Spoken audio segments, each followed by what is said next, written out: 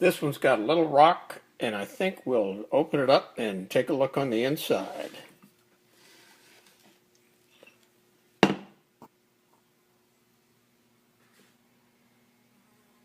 Should be tight, upwards of 240 foot-pounds. If they've been worked on in somebody's home, frequently they're not very tight. They were not tight at all, maybe 30, 40 foot-pounds.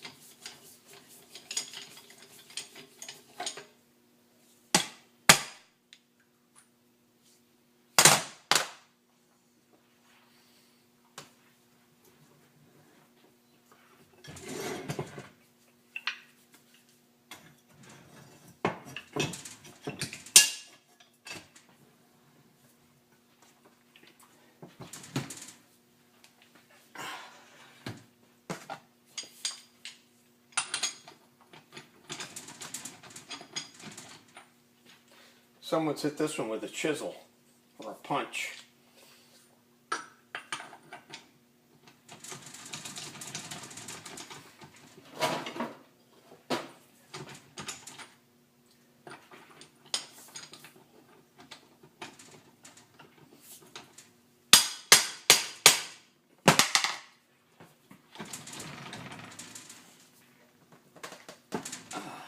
That was a little tighter. That was maybe 60 or 70, but a long ways off from 240 foot-pounds.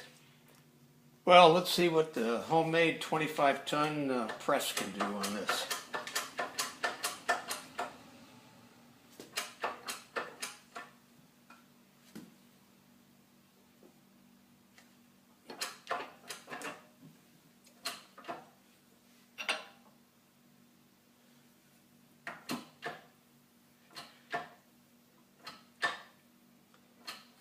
Well, so far the pin is moving under pressure, and that's a good thing, because it feels like the pin is still nice and snug.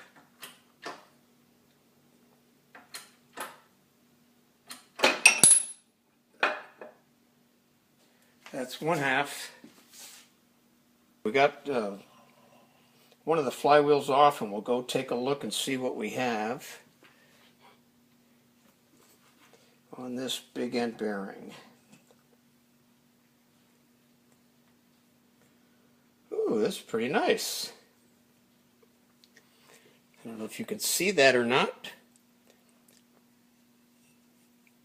but overall it looks very, very good.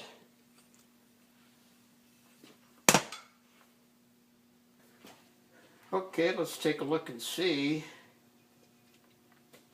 what the pin looks like. The rollers are all clean and oily.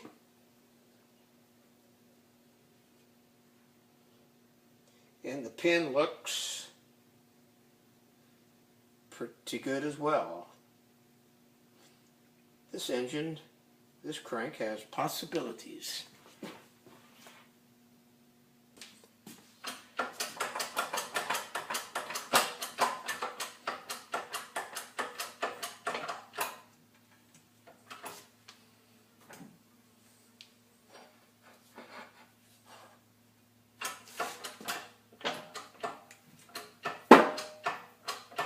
That's what we like. We like that little popping sound when they start to come loose. It shows everything's still nice and tight. Here's where we are. We've got a crank that came apart. The pin was tight. This is the timing axle, and it's obvious somebody's taken the timing axle out, replaced it. But I consider the timing axles to be a consumable part. Russell sells them, as do a couple of other people, and I would only put a new one in any engine I was taking apart. I'll leave that one in there for someone else. That's an easy press, pull or remove part. The drive axle is showing some wear, and on a really first-class rebuild, somebody ought to put in a new axle, and they're readily available as well. Where we are on this assembly.